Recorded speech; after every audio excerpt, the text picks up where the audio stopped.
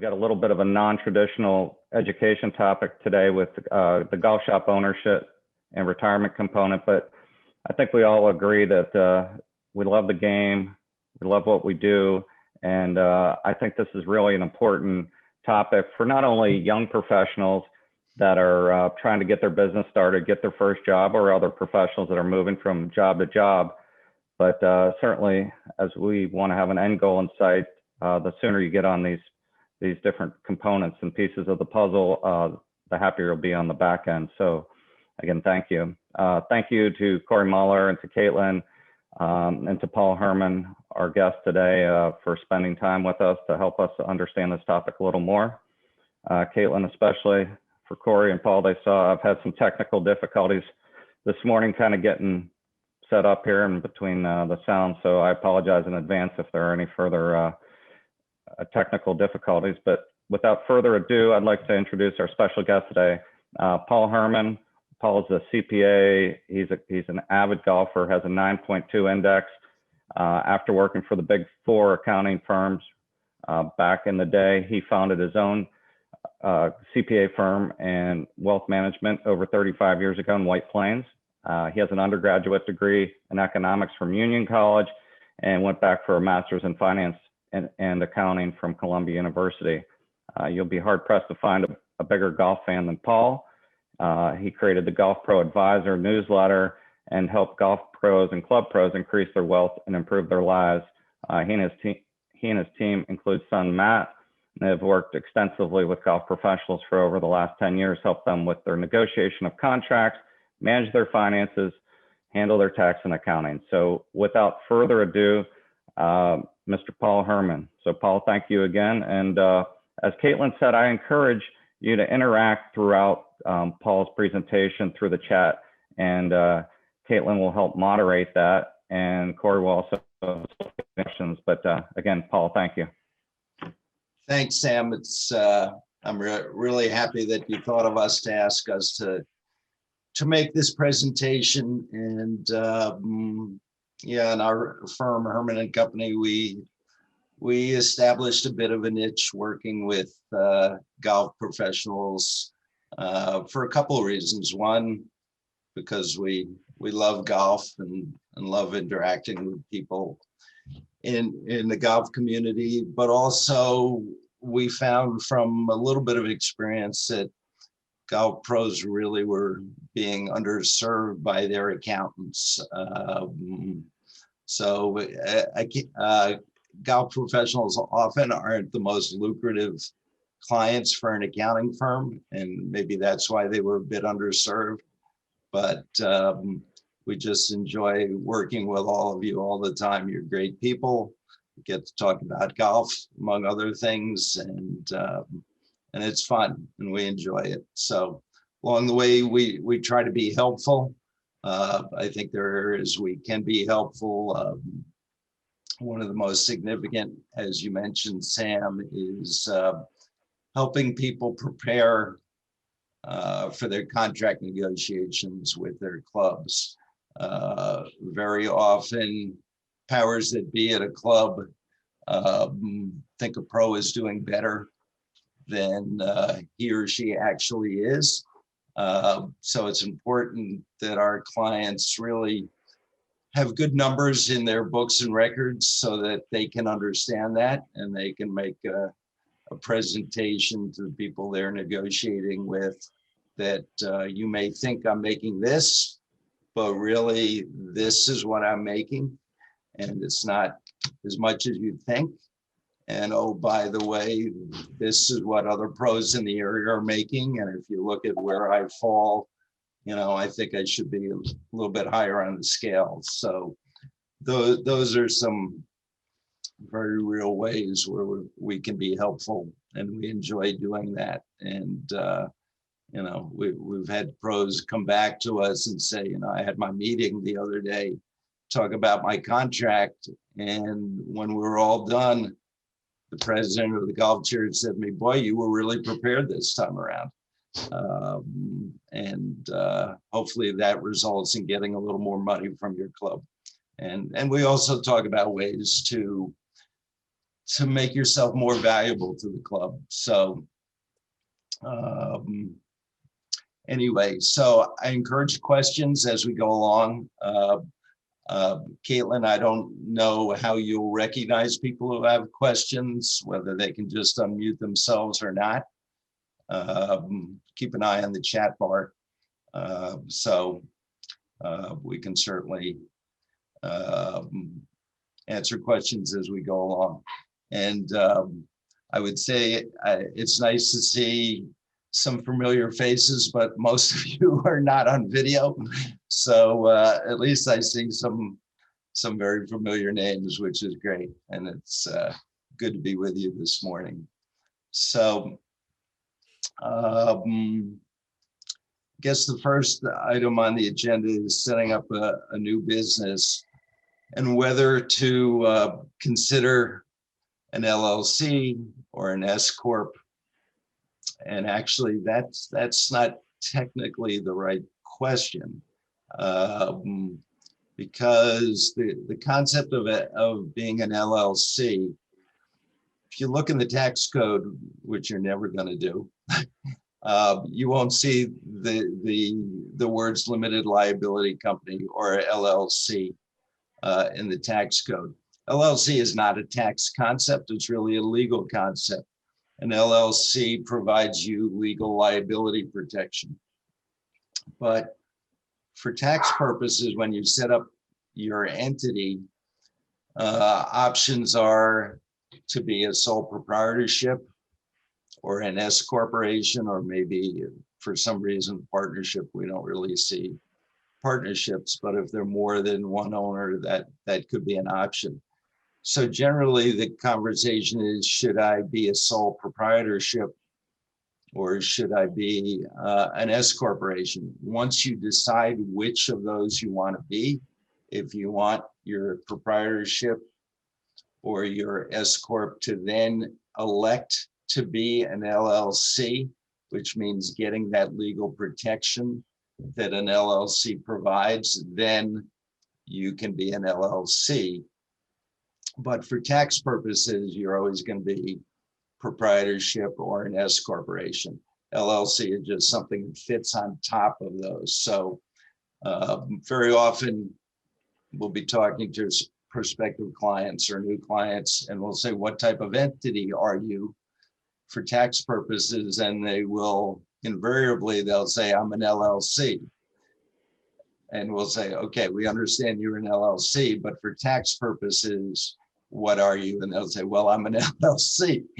And then finally, we figure out that they're a sole proprietorship, which for sole proprietorship, you don't file a separate return. You report your income and expenses for your operation on a Schedule C that's part of your individual income tax return. Whereas an S corporation files a separate return. So, are there any, Paul, I don't mean to interrupt, yeah. but are there any tax advantages for fellow golf professionals by setting up one way versus the other? Yep, absolutely. Right. And that's where I was heading. So what are the considerations in being one or the other, a sole proprietorship or an S corporation? So there are pluses and minuses to both. If you're an S corporation, the owner of an S corporation is required to take what's called a reasonable salary, at least some salary. Generally, we want to minimize that, but so along with taking a salary comes some administrative work or burdens, and that's filing quarterly payroll tax returns, paying payroll tax deposits in whenever you take payroll, filing year-end W-2 forms, and also this issue comes up of what salary is reasonable. So if in your operation, and we're talking primarily about people who own their own shop, if you're just an employee of the club and the club owns the shop, this conversation doesn't really relate so much to your situation. But if you have other employees, then you're already have the need to file payroll tax returns and W-2s and so forth at the end of the year. The issue with all that is that you have to pay somebody like us probably, or hire a service to handle your payroll, file your payroll tax returns during the year and at the end of the year. And there's a cost to that. Also with an S corporation, an S corporation is a separate taxpayer. It needs to file a separate tax return. So there's a cost again to that. So an S corporations are required to keep books and records, which you're probably going to do anyway. But so there's an administrative cost to having an S corporation. I'll come back to the benefit in a moment, but if you are just a sole proprietorship, again, you don't have the burden of payroll tax returns unless you have employees, and a lot of people who own a shop don't have employees. So if you're a sole proprietor, you take your quote salary, you just take it out of your bank account and it's a draw of profits. It's not considered salary, but self-employment income, it is subject to what's called self-employment tax. Self-employment tax is Social Security and Medicare, which is normally withheld from employees. So the benefit of having an S corporation is trying to limit the amount of Social Security and Medicare or self-employment tax that you pay in. So as you probably know, as an employee, and most of you are probably an employee for at least part of your income, your employer withholds Social Security and Medicare. That comes to approximately 7.5% of your gross paycheck, and they match it. So 7.5, you pay 7.5, your employer pays 7.5, that comes to 15%. If you're self-employed, meaning you have a sole proprietorship, not an S corporation, you pay that 15% yourself. And it's on your total profit, although Social Security only has to be paid up to about $130,000 of your profit, and then you just pay Medicare after that, and Medicare is about 3% of that 15%. So I hope I'm not losing you with all these numbers, but to try to make it simple, when you have an S corporation, you have to take this reasonable salary. But let's say you have a profit of $150,000 before you take any salary. You can say, well, I'm only going to take a salary of $75,000. Let's say let's make it 100.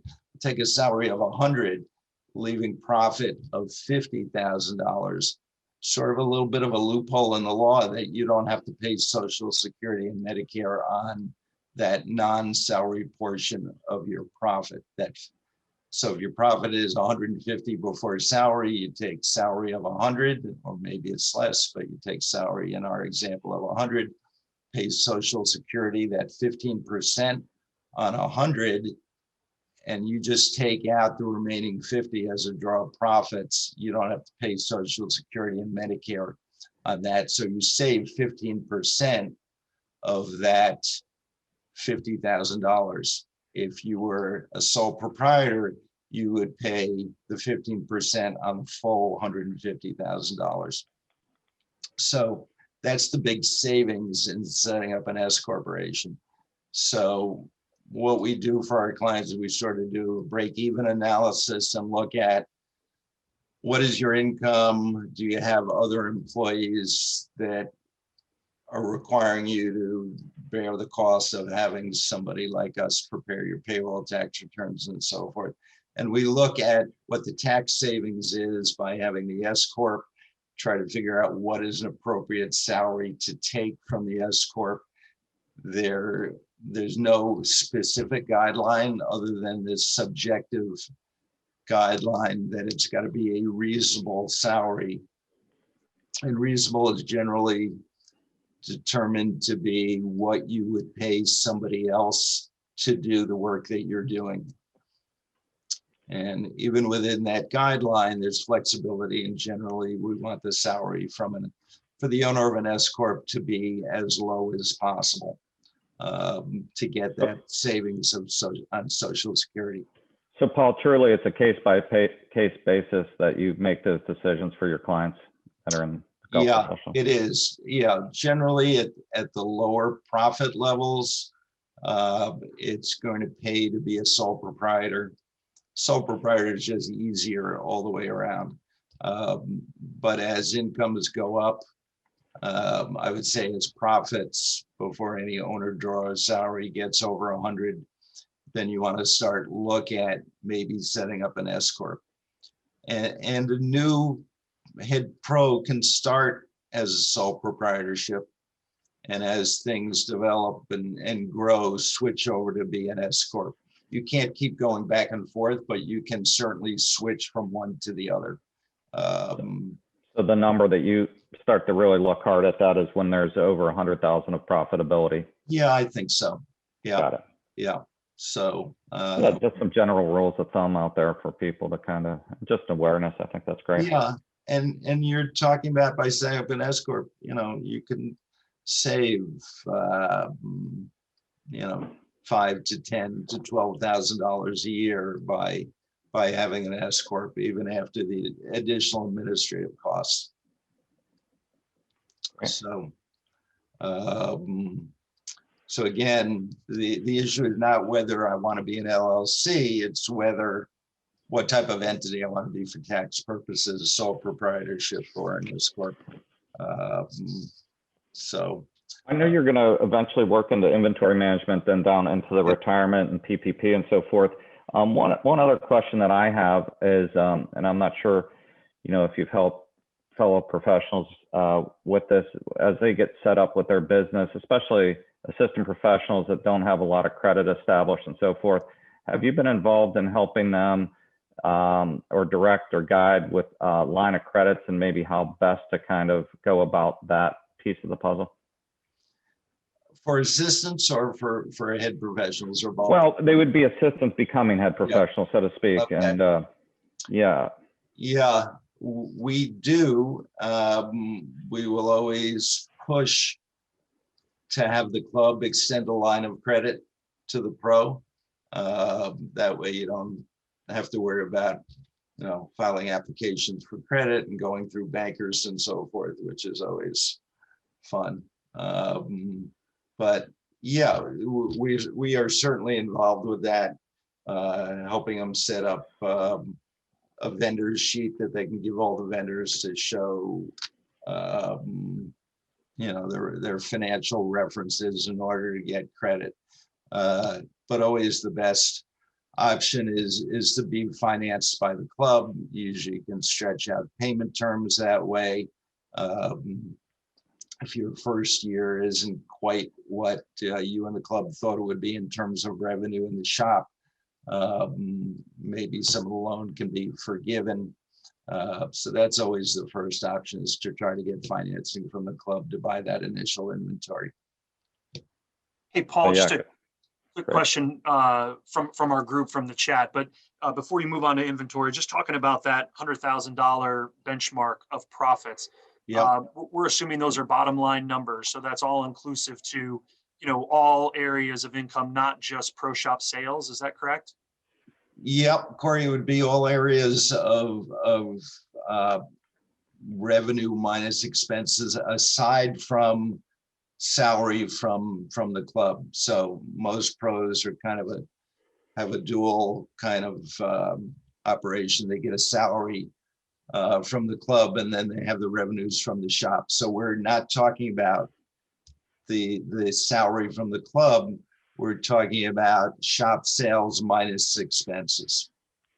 Yeah, and Paul, just one comment. One thing I learned that it was fascinating to me going from an assistant that had sort of these different business centers of a salary from the club, my lesson income that I did, and then perhaps playing expenses where there's an entry fee and a winnings. Yeah. Now that I have a business, everything's just lumped into one entity. So Yep. sure, I'm making an income from profits on shirt sales, but I also dump in my lessons as an income source. If there's a plus or minus in my tournament play, other areas all get put into that bottom line. That's what creates my profit margin. Correct. And, you have revenues and you subtract expenses. And then the question is, what expenses should I be subtracting from my revenue to get to my net profit? And again, there's a little bit of wiggle room. Basically, any expenses that relate to your operation, you want to make sure you deduct for tax purposes to keep your income as low as possible. But there can be some gray areas. For instance, a pro will say, well, I need to keep in shape, I need to keep fit, I have a gym membership, can I deduct my gym membership? So there may be different opinions on that. Personal expenses are not really deductible, and for most people a gym membership would be a personal expense and therefore not deductible. We deduct gym memberships, and the reason is if our client got audited, and audits are fewer and fewer these days because the IRS is severely underfunded by Congress. But I'm comfortable in making an argument to an auditor that my client, as part of his job, needs to stay in shape and needs to be fit, to play with members. They're out on the range for all kinds of hours during the summer, and it's a reasonable expense. If we don't take that expense, the IRS isn't going to come back later and say, by the way, you forgot to deduct your gym membership. So we know that gray areas where we can make a reasonable argument, we're comfortable in taking the deduction. And we also know that the IRS is auditing very few returns, and likely this issue is never going to come up. So something like that, we're going to take a deduction for. Automobiles might be another gray area. Normally, someone can deduct automobile expense for business use of an automobile. Going between home and your place of business is personal. That's called commuting, and it's not deductible. But if, let's say, a doctor drives to his office and then has to drive to the hospital, that trip from the office to the hospital is business related, and that's deductible. So does a golf pro really need to be driving a car other than to the club? Well, we think they probably do. They certainly are driving to tournaments they're playing in. They're driving to educational forums when they're not on Zoom. They're driving over to another club to pick up golf clubs that they're exchanging for a member. So there are areas that we can make an argument that a club pro can take a deduction for a portion of their automobile expenses, not 100%, but again, whatever we take probably isn't going to be scrutinized that closely. And again, we're not going to take any deduction that clearly is not deductible, but if it's a gray area and so forth, then we're going to do that. So Paul, I'm sure there's probably another hour on deductions, right? And I think working with my accountant, that's something that I've learned a lot. And gray areas are good most of the time, is what I've learned. Right. And so I want to just reemphasize to the group that if there are any specific questions on those notes, let's please put them in the chat. Talking about inventory, Paul, one of the things that I recognized as a new business owner was inventory I looked at as an expense because I have paid for it, but yet I hadn't sold it yet. So to Right. me, all I've done is shell out money.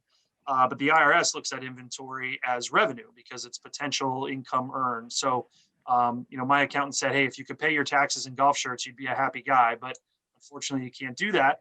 So, can you tell us a little bit about inventory levels and what our goals ought to be? Yeah. So the thing to remember about, a few things to remember about inventory is when you buy inventory on your books, it's going one of two places. It's either going in the account for inventory on hand, which is not yet an expense, or it's going into cost of goods sold. It's got to be one or the other. So just kind of a something to keep in mind. The higher your inventory, the lower your cost of goods sold, the higher your income. So at the end of the year, when you're looking at your income, your inventory, and what your income is at the end of the year, the higher your inventory count, the higher your profit is going to be, because the higher the inventory, the less you have in cost of goods sold. And the offset is true. The lower your inventory is, the lower your profit's going to be. So question comes up, how often do I need to take a physical inventory? We actually don't think you need to do it that frequently. It's most important to do it at the end of the year, because that's a number that goes on your tax return, and that number will determine what your taxable income is going to be. So again, when you do an inventory at the end of the year, higher that number, the accountant's going to make an adjustment to adjust to that number, which is going to increase your profit. And the lower the number, the lower the profit. So you certainly want to take an inventory at the end of the year. Beyond that,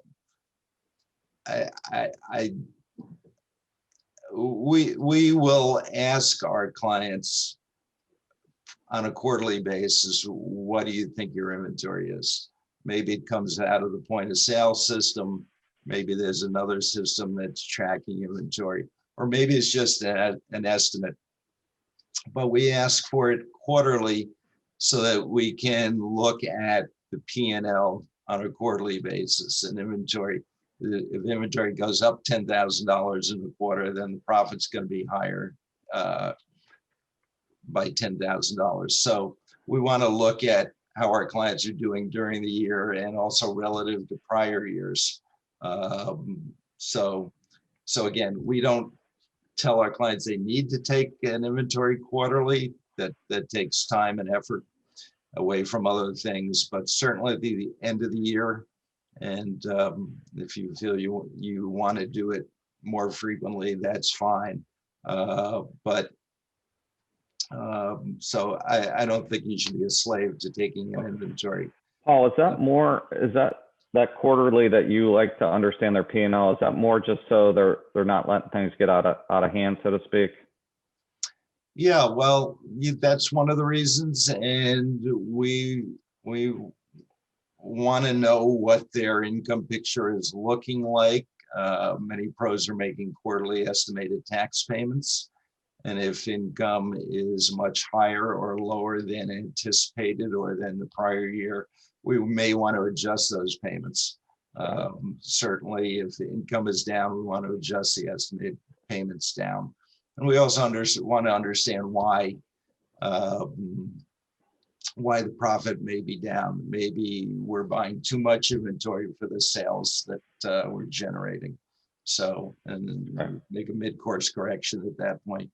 Paul, in my short time of ownership, though, I've noticed inventory control is probably the number one thing that I ought to be focused on in order to be successful. Would you agree with that? I mean, that's the entity above all else, probably, that can be a make or break situation.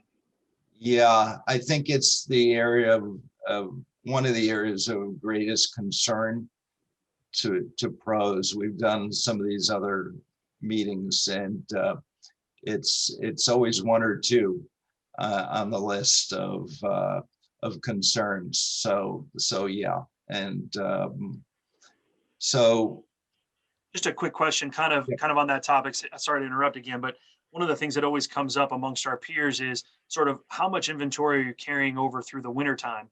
And Right. I know that every club is different. We keep our doors open versus someone who maybe shuts down for a few months. But do you have a sense of maybe a recommendation of a number? Is it 100K? Is it more or less than that? Or is it just too tough to tell because of different businesses? You know what? Yeah, I can't give you a specific number because shops do a different volume of sales. There are some pros who are doing $300,000 a year, and there are other pros who are doing over $1 million a year. So, I guess the answer is you want to keep it as low as possible. So there's no inventory- percentage of the top number, top line sales that you'd try to hit. Yeah. It's not that simple. Yeah, again, it depends. The answer, unfortunately, is no. Got it. I don't have a number. It also depends how quickly your inventory turns over. Right. So any inventory that you're holding at the end of the year, there's a reduced likelihood that you're going to sell it next year if you still have it at the end of the year. I will say from a personal standpoint that I try to keep that number as consistent as possible. And certainly, I mean, I recognize heading into kind of the holiday season that if I am heavy, I'm not going to be afraid to put it on sale and move it out the door, because you're right. If it's going to sit over there through the winter, the likelihood of you moving it or the discounting is just going to get deeper and deeper. And so I'm not fearful of creating sales and multiple sales and trying to get it out the door. Yeah, I agree. You want to have a holiday sale, end of year sale. You want to think about liquidators to get rid of merchandise. Some pros, I've seen this and I think it's a great idea, have a year-end raffle. They'll sell raffle tickets, and the prizes for the raffle will be merchandise in the shop. I saw years ago that I've seen pros do this where the top prize is a full set of clubs, a new golf bag, a really great prize, and that entices people to take a shot with the lottery, with the raffle. And then I've seen others, who put some clothing as the top prizes, and those don't do as well. But I think, that's one way of generating sales, by having a year-end raffle and having some really great prizes. And then you have other prizes as well that are nice, but they're not as expensive items. But you get to Labor Day and you put a sign in the shop and the board where people can pick numbers and so forth. And you have a raffle that maybe you're selling tickets for a month or so. So that's a good way to get rid of merchandise as well. Something else to think about is drop shipping, using drop shipping. The benefits of that are that you never have to touch the merchandise. You don't have to buy it until your member buys the merchandise. So there are pros who use Shopify and set up an online shop. There are other online shops. Vanguard, you may or may not have heard of, is a online platform done by the people over at PGA Magazine. Members, pro can decide they're going to use that to sell their merchandise. They can also decide if they want to open it up so their members have access to merchandise from other clubs, with the logos that people like wearing on their hats and shirts from some of the top clubs. So using an online platform, you can offer your members a greater array of brands. You don't have to worry about being out of sizes and so forth. So, I think that's a coming thing that more and more people are going to be looking at, and helps you sell more, and it cuts down on the administrative cost. Just So, a quick side commentary. I've used both of those format. You know, I didn't have very much success with Vanguard, and that was early on. And you know, again, I like the idea of selling merchandise that I've already purchased, but also, you know, some of these companies have microsites and so forth that were helpful kind of during the pandemic, and certainly maybe over the holiday times, or I know many have used for member guests and so forth. The only comment I would have on Shopify, which we use very successfully when we were completely shut down. When we didn't have people coming in and buying shirts off the rack and different merchandise. I will tell you, if you haven't used it, or if you used it, you realize that if you're doing it when you're busy, you know, like at Christmas time when we tried to do it, it's very difficult to stay on top of the inventory and make sure it's accurate. So when members are purchasing, I think the two comments I have there is, again, many shops may not have or do the volume or have the desirable logo, but I think a successful way to do that is if you actually had a separate inventory. Maybe if you picked some core items, maybe 5-10 different items, men and women, and you kept that as an inventory on the side that you knew was in, you know, in stock. Nobody was coming in out through the doors and purchasing. That might be one avenue, but again, that is extra inventory, so there's a little risk. I think the other piece that I've seen is with just kind of the last items. You have one size medium this, or you have one size large this, or one XXX, or just something that just doesn't sell in your shop. Many times it's interesting if you put that one item up there on Shopify and highlight it and have your nice good imagery, you'll sell that final item. So that's just another way that I've found successful. Yep. Yep. And if you're using social media, that your members are, you know, your members are viewing Instagram or Facebook. I guess Instagram seems to be one that's particularly useful. You know, you can, you know, highlight an item on Instagram every week, a different item, as a way to generate interest. So You want to talk about, Corey, what you did? Yeah, well, and just in kind of keeping on track, I mean, I think these types of conversations are huge because they're builders of business, and I think we're all searching for ways, in many ways, with a captive audience of members or a ceiling, perhaps, how we can diversify and build our business. We've got some topics to talk along that. You know, one thing I'm really anxious to hear your take on and to get some perspective is, as we are making this money, how we properly plan for our retirement. As I made mention to you, you know, not more than 10, 15 years ago, we were thinking about, you know, where we're going on vacation and, you know, what golf course we're going to play tomorrow. And now all I can think about is, am I putting enough money in my 401k and am I diversified enough for retirement? It's amazing how fast it goes. So I'd love to hear a little bit about, you know, 401ks, SEP IRAs, other areas where we can take advantage and prepare for what hopefully will be an early retirement. yeah, I would say along with inventory, this is the next hot topic that people are always interested in, and it's really important. Time goes quick, and it's important to have planned ahead for retirement. So if you are salaried by the club, and most everybody on this call probably is, most clubs do offer a 401k plan, and you want to max out your contributions to the plan for a couple of reasons. One, you're putting money aside for the future. That money is, while it's in the plan, is going to grow tax-free, so it's going to grow much more quickly than money outside of a plan that is subject to tax and is being diminished by tax. But also clubs often will offer a match, usually up to 3% of what you put in. And it's also reducing your current taxes now. So if you have a $100,000 salary and you're putting $10,000 into the 401k, you're only going to be taxed on $90,000.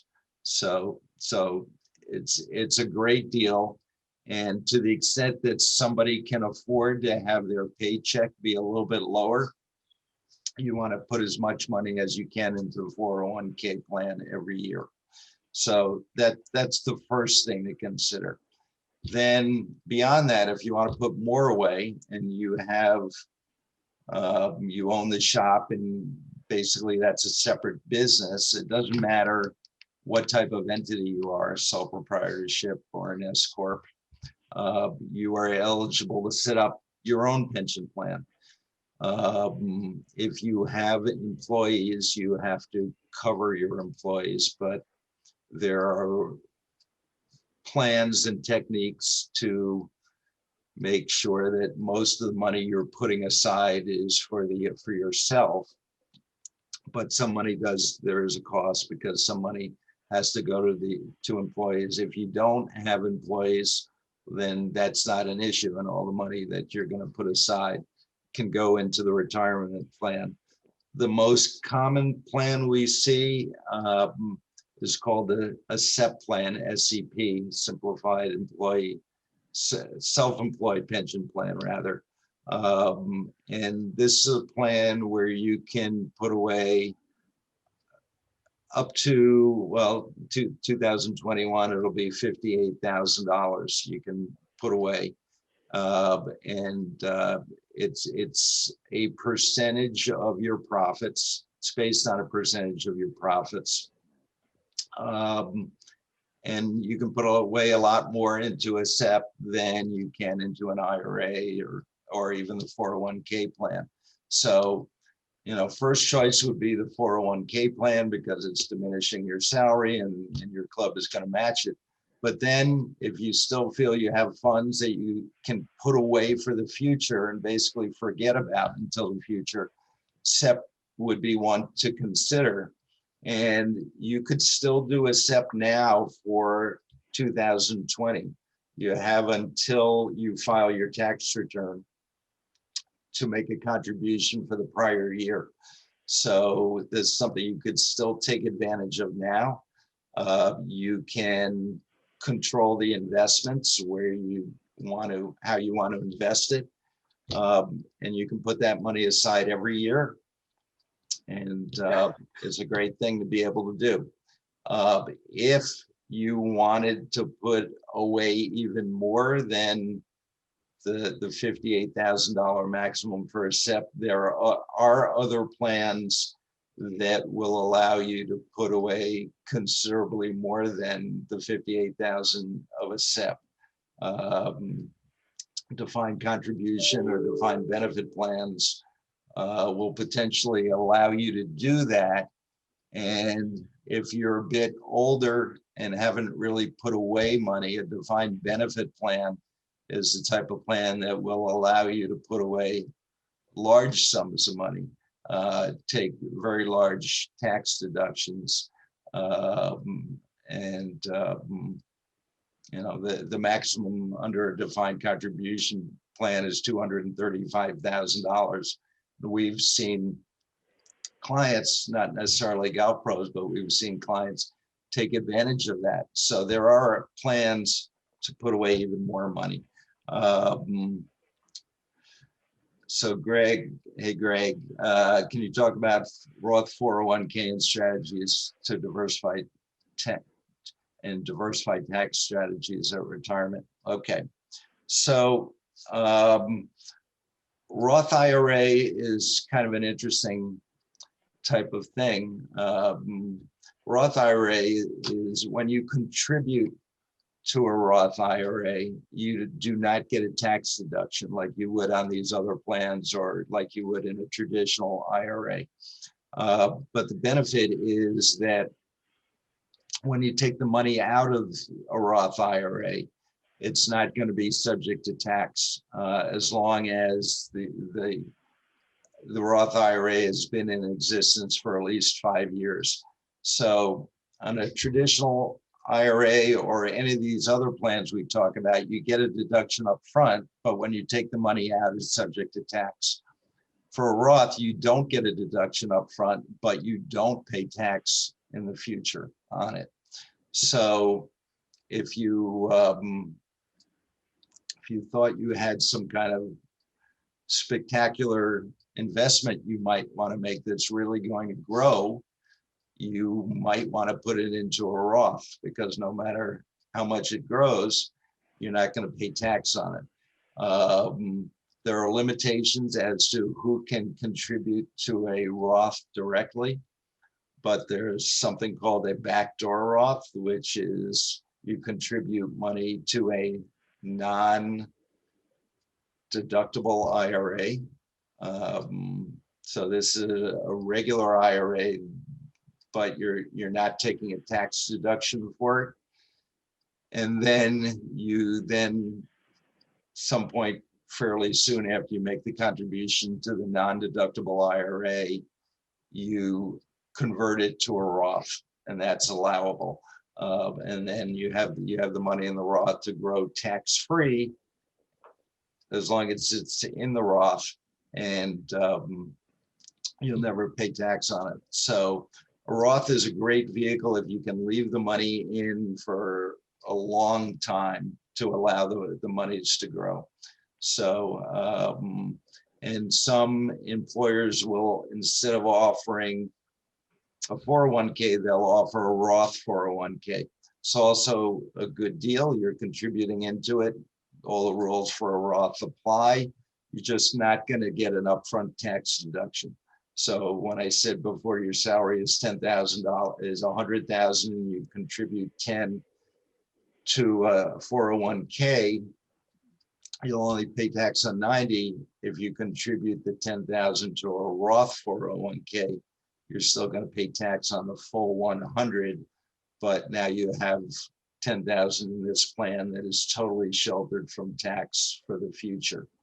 So, so it's an interesting thing to look at. One of the things we tell some of our clients is Roth 401k is great for your kids. So maybe you can have them do a little work for you, give them a salary, and then they can put that salary, or you will probably end up putting money into a Roth IRA for them. And they have 50, 60, 70 years to let that money grow tax-free in a Roth.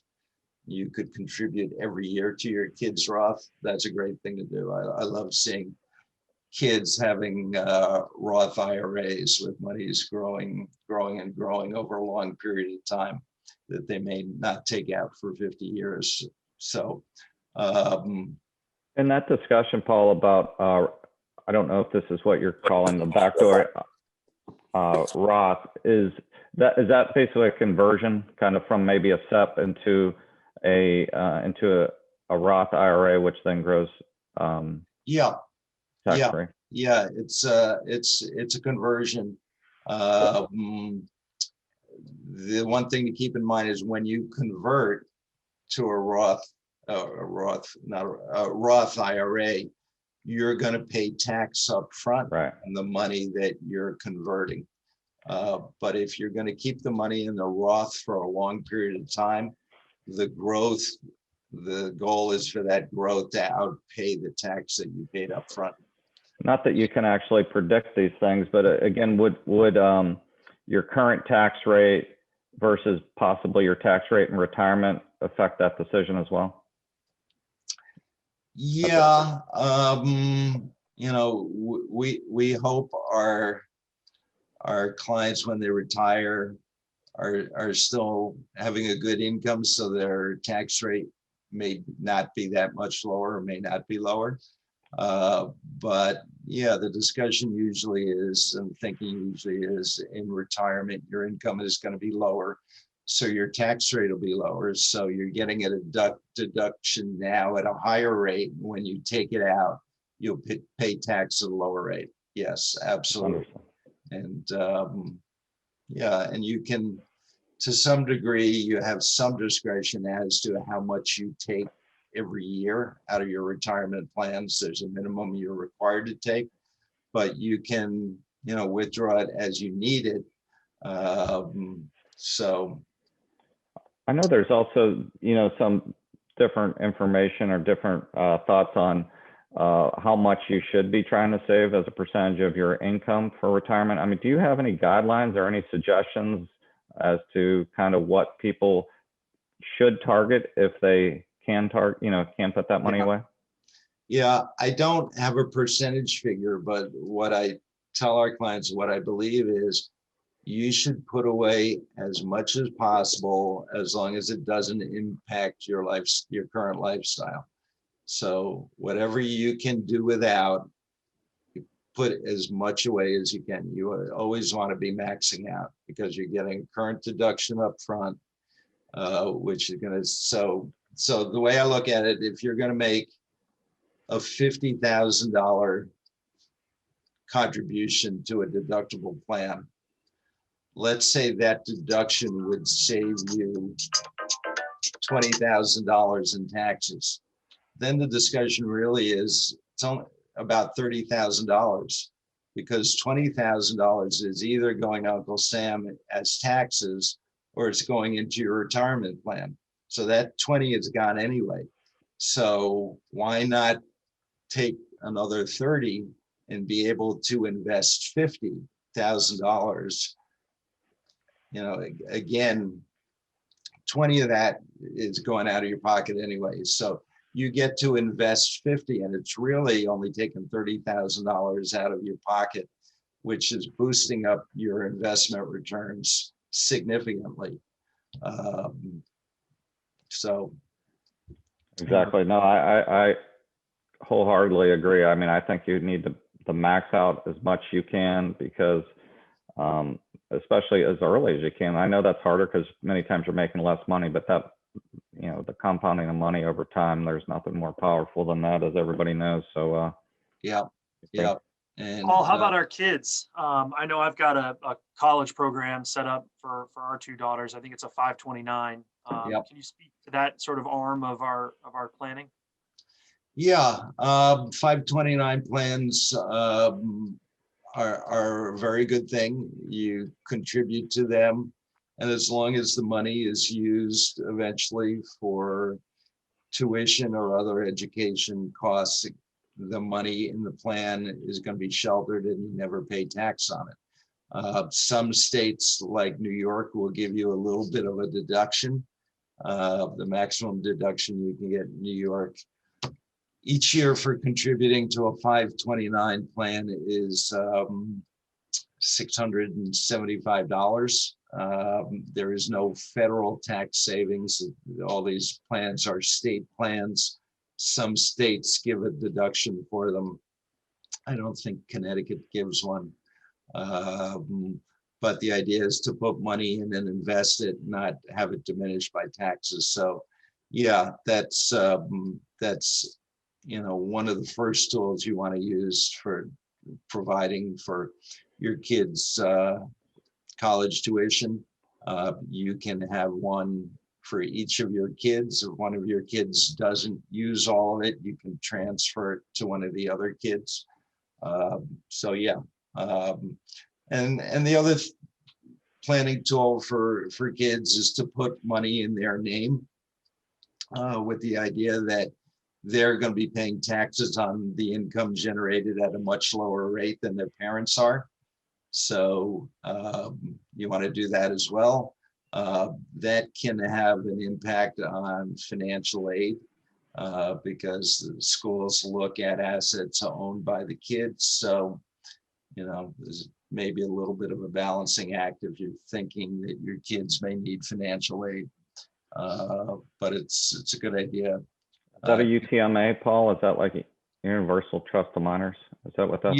Yeah, exactly. That's the way to title an account that is a kid's account, but they don't have discretion over it till they become, I guess it's 18.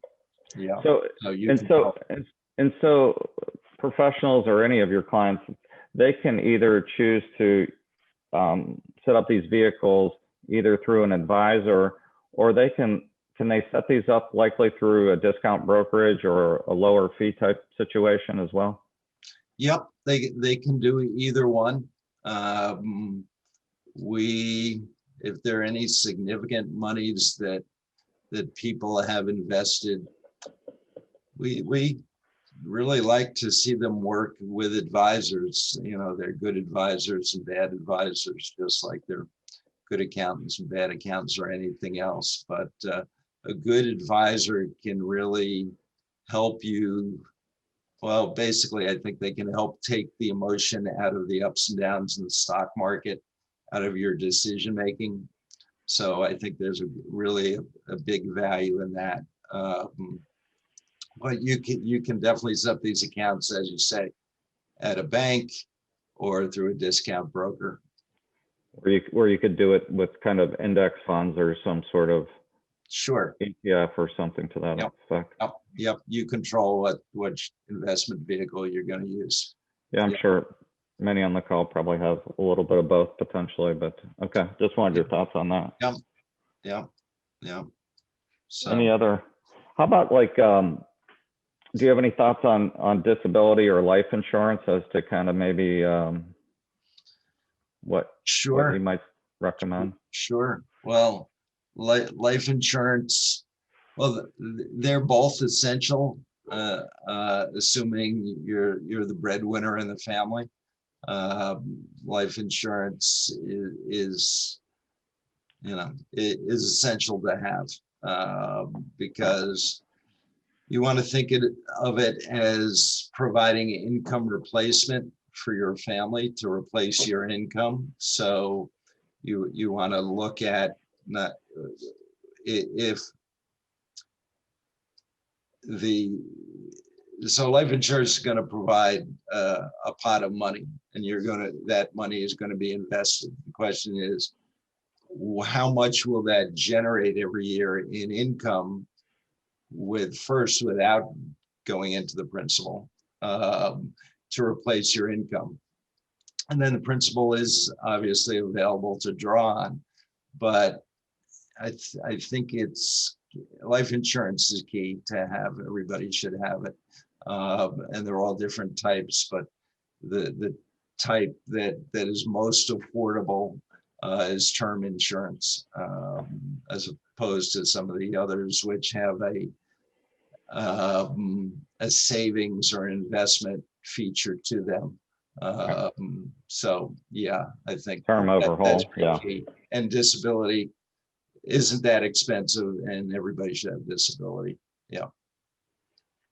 Great. So Any other questions out there on kind of planning for retirement or kind of how to do that, or any questions that are personal for them? Anything else, Paul, that you might have for us? No, again, I would just reiterate, don't put off putting monies aside for retirement. Time goes by really quickly. So And college too. You can't save enough for college education. I mean, college education is, the inflation of that is just out of control. Having twin daughters about to go off to college in the fall, I'm getting hit with that right in the face. So it's hard to, can't neglect it. Numbers. Do you want to move into some of the PPP loans, or any of the other types? Yeah, unless there are questions about any other types of issues, I'm happy to do that. So the Paycheck Protector Program, or the PPP program, was created under the CARES Act back last March. It has provided the employers with the ability, employers who were severely impacted by the pandemic, with funds to continue to pay their employees, whether they're working a reduced amount of time or whether the business was completely shut down, and therefore revenues weren't coming in. It provided the government was willing to pay employees through your business. So many pros are Schedule C or sole proprietors and don't have employees, but in most cases they are entitled to money as a replacement for their revenue. And doesn't mean that their shop had to be completely closed down, But self-employed individuals are entitled to income under the PPP programs, and they are still up and running and available. So the amount of money that's available to employers is basically 2.5 times the monthly salary of their employees and 2.5 times their income. So if you're a sole proprietor, you're not taking a salary, but you have a profit shown on the bottom of your Schedule C for PPP programs. That's the number that was to be looked at. So the amount available, again, 2.5 times monthly salary of employees up to a maximum salary per year of $100,000. So a self-employed pro whose net is $100,000 or more is eligible for $20,800 of a PPP loan. And that loan, in all likelihood, is going to be forgiven by the government. So it's money that is paid through a bank directly into your bank account. It is not going to be subject to tax. It is to be used for employees' salaries for the most part. Up to 60% has to be used for employee salaries. For a pro who doesn't have any, they can basically take that and use it as an income replacement for themselves. And again, it doesn't have to be paid back. If most of the pros we work with have taken advantage of this program. It's been a lifeline for them when people couldn't really come into their shops. And there's a second round of PPPs that is now available. Pretty much the same guidelines, except there's one other criteria that has to be met, and that is that it has to be a quarter during 2020 where revenues have dropped by at least 25% from the comparable quarter in 2019, pre-pandemic. So generally we're seeing that the quarter that triggers this is the second quarter of 2020 when the pandemic really hit hard.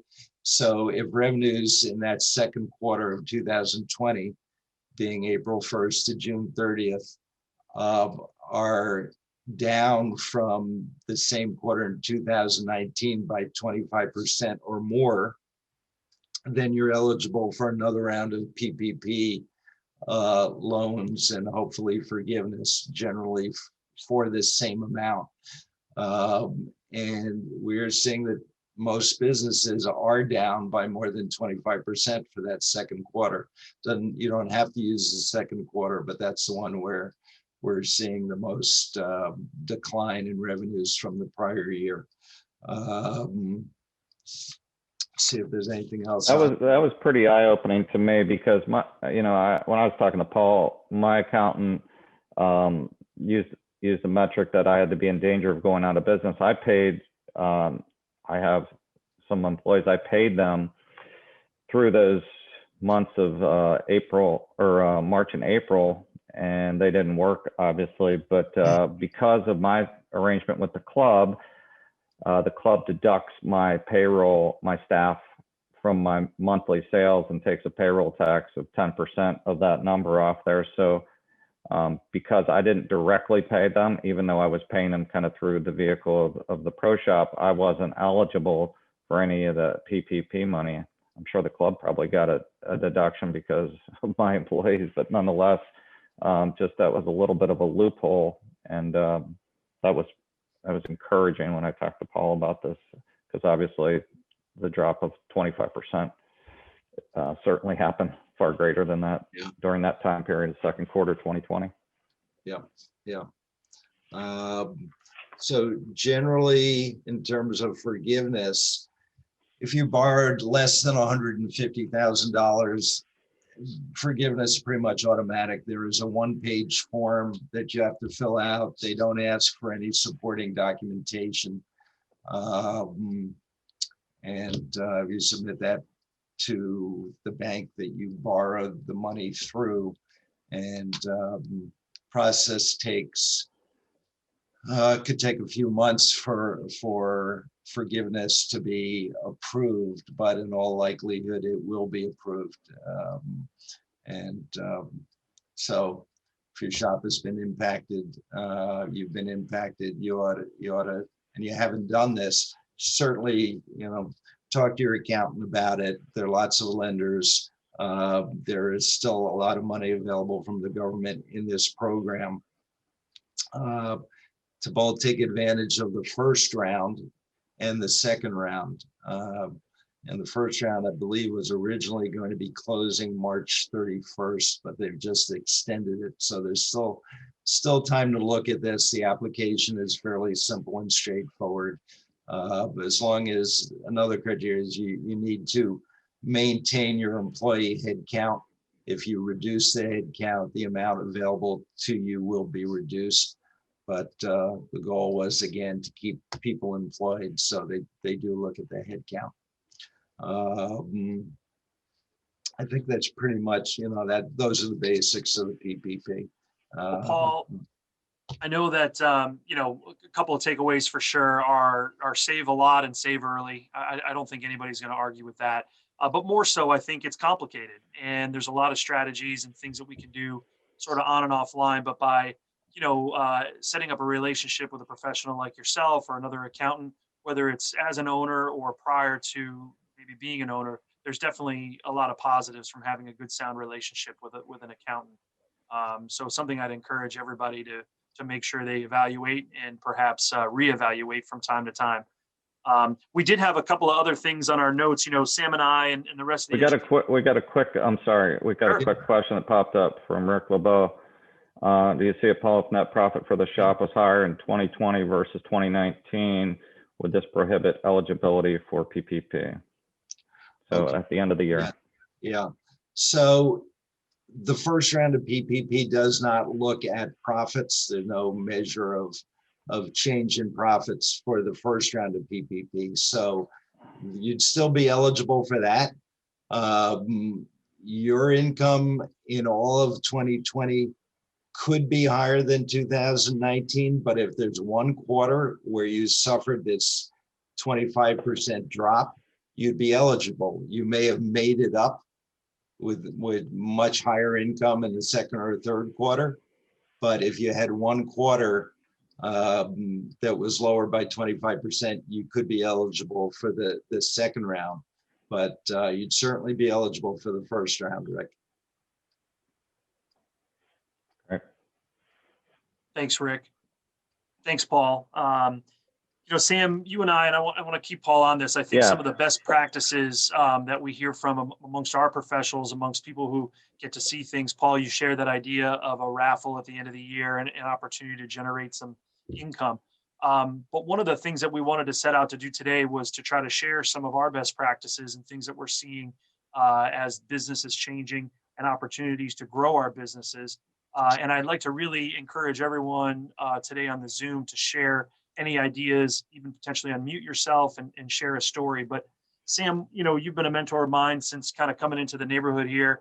And I've always marveled at a couple of the strategies that you use to not only to try to engage your staff, but also in an effort to be a good business person. And I was hoping you could share with us a little bit of your strategy on expanding some of the product lines that you have in the shop, maybe not always just selling golf shirts as an idea to try to make yourself a more diversified shop. And then furthermore, how you engage your staff through the PGA show and through training to, kind of give them some stake in the game and really make them good salespeople, ultimately helping produce higher profits and higher sales. Sure, Corey, I'd be happy to share. And again, I think, yes, everybody, if we have some best practices to share, I think it'd be great. So addressing the first question, I realized pretty early on when I came to WeBurn, this is probably 2005, 2006, that, you know, if I wanted to grow my business, there was only so many golf shirts I was going to sell. We didn't have the most desirable logo. We're not the 1 member 3 guest club where they're just kind of churning through there. And that my club clientele and my guest clientele were somewhat local, and they buy their shirts, but again, they're not that volume driven. So what I did back early on was try to expand my footprint and try to pump up, you know, my volume of sales through lifestyle brands. Obviously, it's no longer new, but the first brand that I used was Barber. So Barber, for those that don't know, it's an English wax cotton jacket. It was kind of a natural for Fairfield County, is certainly a New England preppy area. And so there was kind of the fashion component to some degree, but there was also, we had a natural connection because we have a gun club on property. So I used that very early on, and that line has expanded and it's grown. And I certainly encourage, you know, we've done some different shooting for discounts and some different various sales strategies down there. And so that was kind of my first entree into this kind of lifestyle brand. Peter Millar became kind of a natural extension when that brand took off, because they started to offer beyond golf shirts, beyond golf slacks or shorts. So again, you know, what I do on an annual basis, typically, probably starting September 1st, my buy starts to turn into more of a true lifestyle store. There's a big retail store in Darien called the Darien Sports Shop. They do a great business for many, many years. And I wanted to emulate that business. And so I then took it beyond Barber into the Millar offerings. And again, so those September buys tend to have less golf shirts, to have more button downs or wovens, quarter zips, jackets. They have a mountainside collection, which is certainly non-golf. So I've used that.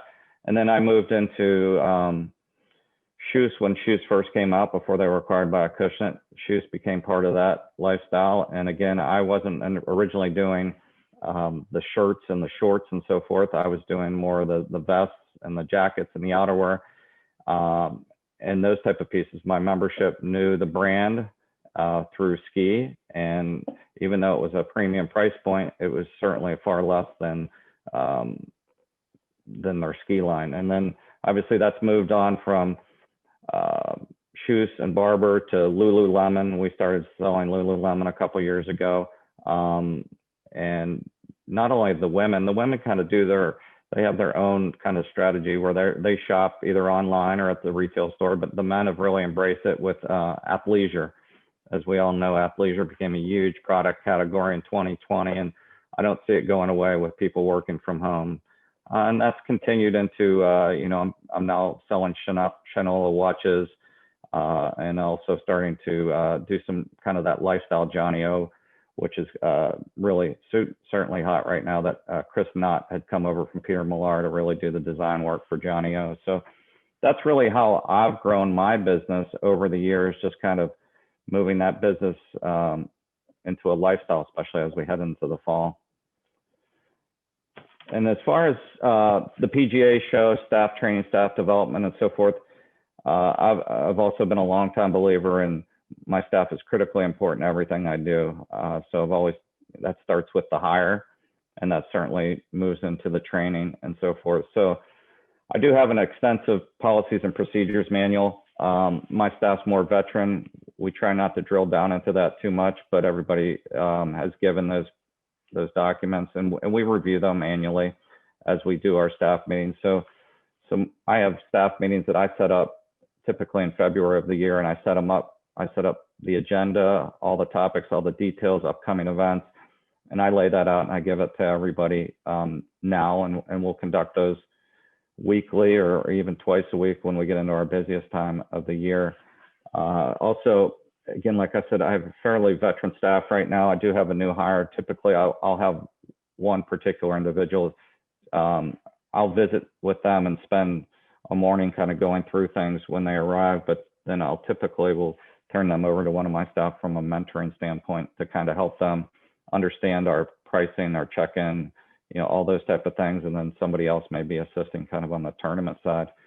As far as the PGA show is concerned, what I typically will do, again, I like my staff to attend. I know they like to attend. I think it's great to be down there as a team. Obviously, the relationships that are built, not only within their peers, but also within kind of the vendor world. So as they meet with my vendors, they certainly develop those relationships for when it's their turn to kind of take the reins and run their own operation.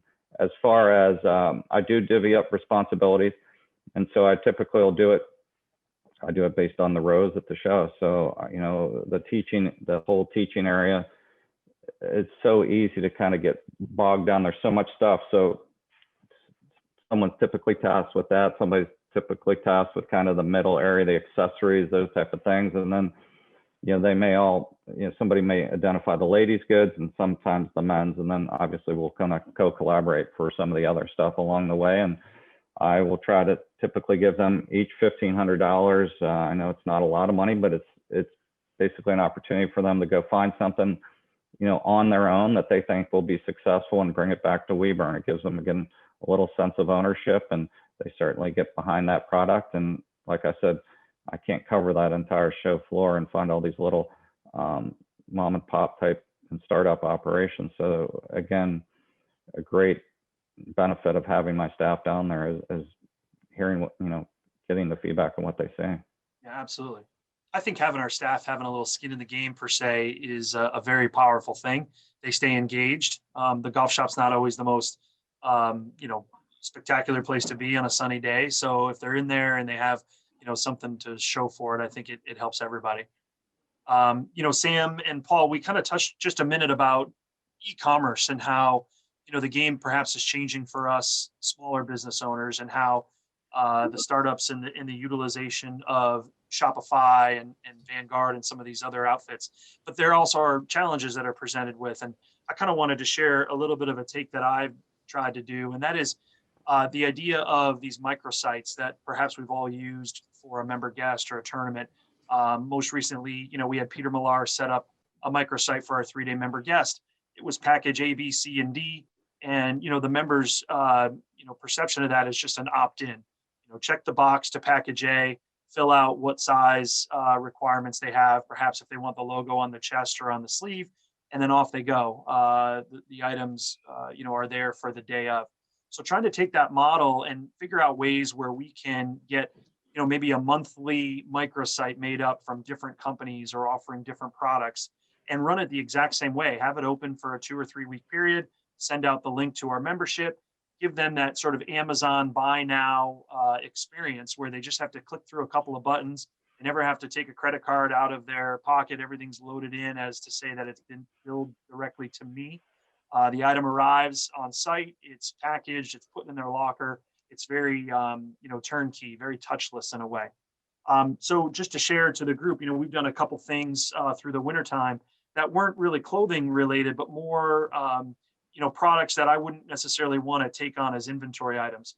One of the success stories we had was with these custom cornhole boards that had our club logo on, obviously big and bulky and difficult to stock. But by sending out this, open registration for cornhole boards, we sold about 20 or 30 of them at really no risk on my end. It was just an organization of, the orders through to the company, getting them in, having them available for pickup or delivery.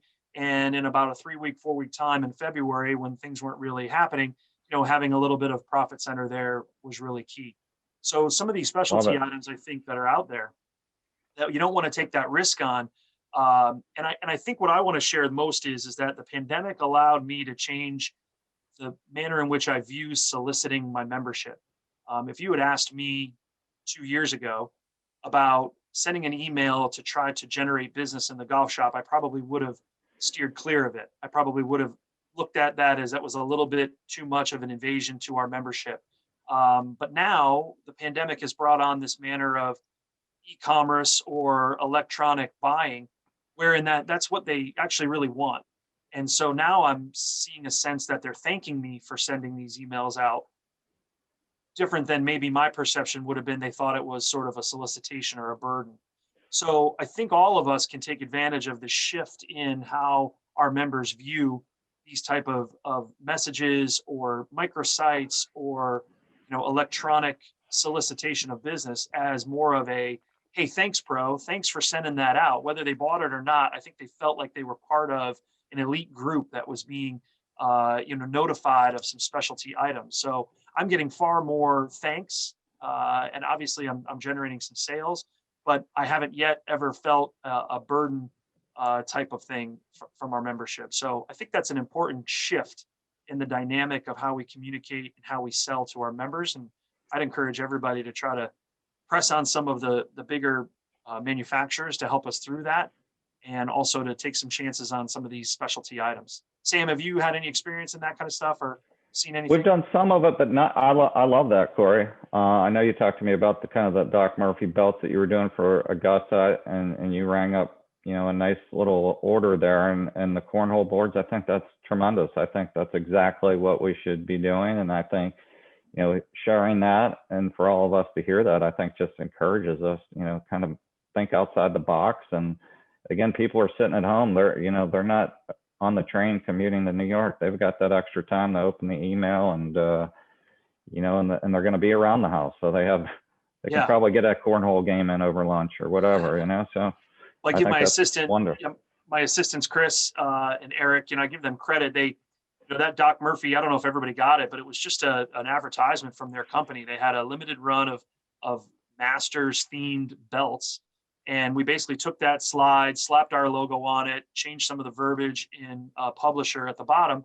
Chris was able to send it out in a day's time, gave a very small window of 3 or 4 days to act. We sold about 40 belts through that process. And again, it's not anything major, but you do that over the course of the year 10 times. And the next thing you know, you've sold 400 of something. And well, that can really start to add up as some found business. Is there anybody else out there that's on the call that would like to type in a question or a comment or some sort of best practice success that they've had kind of, over the last year or as the world's changed? We'd love to hear it. Please feel free if you want to unmute and video yourself and share with the group would be great. I think one of the other things that I do, and Corey and I have talked about, is part of my job responsibilities. I rotate them around every year to my staff. So after 3 or 4 years of working for me, they've touched all areas of the golf operation. I think that's really important. And then one of the pieces, again, so they can seamlessly take their role as a head professional and feel comfortable in that role. And one of the components of that is I assign each of the men and women on my team a hard goods company and soft goods company. And what does that mean? That means typically it may be a brand they wear, it could be a club they play, sometimes it's not, but the importance of that is, again, they have a little bit of ownership. They keep an eye on things, whether it be inventory, they will do and write some of the buying for that. So they'll meet with the vendor and they'll work with me to kind of write up any kind of pre-book orders or any kind of fill-in orders. And then as well, they help my wife, who does my accounts payable. And so they're responsible for the paperwork for each of those companies. So they're matching purchase orders and packing slips to invoices. So when my wife goes to pay the bills, that they know that those items were received, or if they're special orders, there's a receipt attached to it, that they know that they've not only been received, but they've been charged and so forth. So I think those are just, again, small pieces of the puzzle, but any other thoughts or questions? Sure. Corey, anything else that kind of jumps out at you that? Just the last bit, I think in recap, what I have, something that I try to do every year, it ends up happening probably every other year, but I try to produce a report that shows the scope of our business and that our entire department, I should say. So, it ends up being about a 10 or 15 page document. It's got some charts and graphs and things, but it really outlines, total number of players, what the demographic of players on the golf course were. We try to measure how many people just come and use our practice facility and may not go on the golf course. So those are touches that we have to our membership. Those necessitate services. They surely necessitate staff on our end. And so as we compile all of this, we're trying to paint a picture of, how busy the club is at the golf side. how successful or not successful the golf shop is, all the services that we're providing that require staffing and labor, all the tournaments that we run, the numbers of all of those tournaments. So we're showing participation up or down from year to year. And I like to present that to the committee every other year just to kind of take a snapshot of what we're doing. And I find it's very helpful in twofold. It's helpful through the budgeting process when I'm asking for more money for labor and I'm asking for more supplies or update of capital improvements on our end. And I also find it's important for negotiation purposes when they have a real document that they can see, man, this is a busy place and it's being operated at a very high level. And the satisfaction from the survey results are very high. And our professional team, hopefully led by me, is operating at a very high level. And so when it comes time to contract, I think it's really important to show all of those data points as opposed to just saying, we're doing great, we're really busy, please pay me more. Having a little bit more of a tangible report, which is probably what they're all used to looking at in their own businesses, and trying to appeal to their sense of success or failure, I think has been a really good tool. And once you generate the first one, it's really then year after year, it's just, take out the numbers and plug in the new data. So the first year is the most challenging. And then from there on in, it really runs itself. And I've had an assistant assigned to that role. So up through the year, they're constantly thinking about how to gather that information. And I really would encourage everybody to set something up like that. Take the time to do it once, and you'll reap the benefits from years to come for sure. Yeah, I like that a lot. I'm a firm believer in that, and I call it the silent negotiator. And I think, any kind of, we use the metrics as we do a yearly play or annual play with the pro. So we touch on how many different members we play golf with, the number of lessons we give. I make them know that, make sure they know how much I invest in demo clubs and inventories and fitting carts, all those pieces of the puzzle that, I first did it in like 2005. We were changing general managers and I was concerned that, if we hired this new general manager and he came in and the first question he says, why do we pay this and what do you do? And so we all know we're busy throughout the year, but if like Corey's saying, if you have this template and you basically keep track of these numbers throughout the year, then you can easily put this presentation together at the end of the season. And it is incredibly powerful. And it's always turned out, like I said, great results. And I call it truly the silent negotiator, but it really sums up everything we do in a year. And that's hard to do if somebody just asks you off the cuff. Yeah, I would agree as well. It's very important to set metrics, and it does a couple of other things for you. One, it's a tool for you to see what areas of the operation maybe can be improved.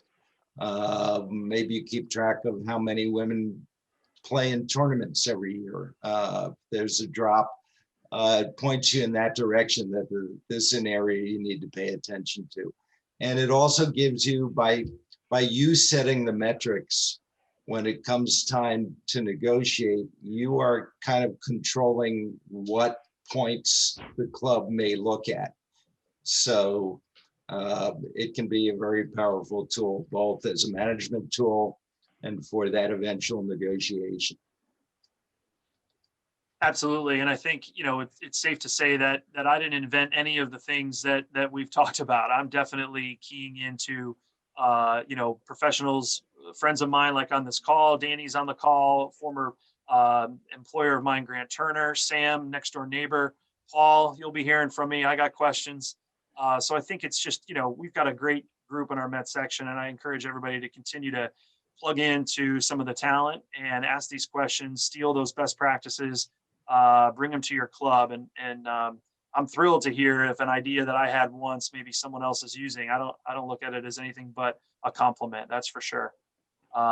So last kind of chance, I think we've had a great hour and a half, Paul. This has been really, really, I've got a ton of notes here. I've got a bunch of things that I need to go back and make sure that I'm doing correctly or maximizing in terms of my planning and saving.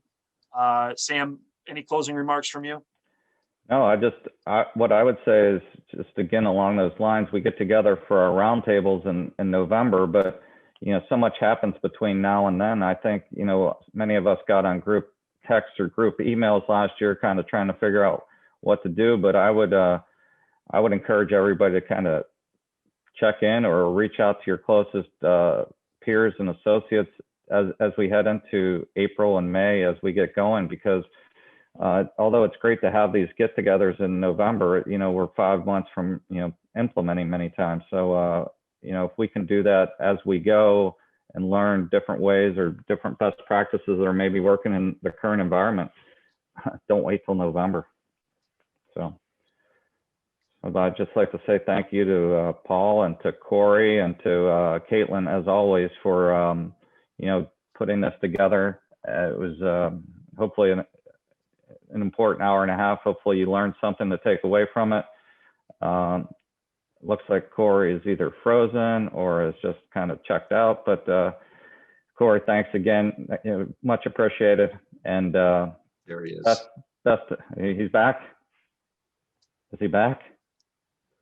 Do you have anything else for us, Corey? But I just said thank you, and I just said reach out to us sooner than later, or again, share that information. So thanks to you and Paul and Caitlin again. Thanks, very everybody. much. Really appreciate it. Have a great day. Thanks a lot.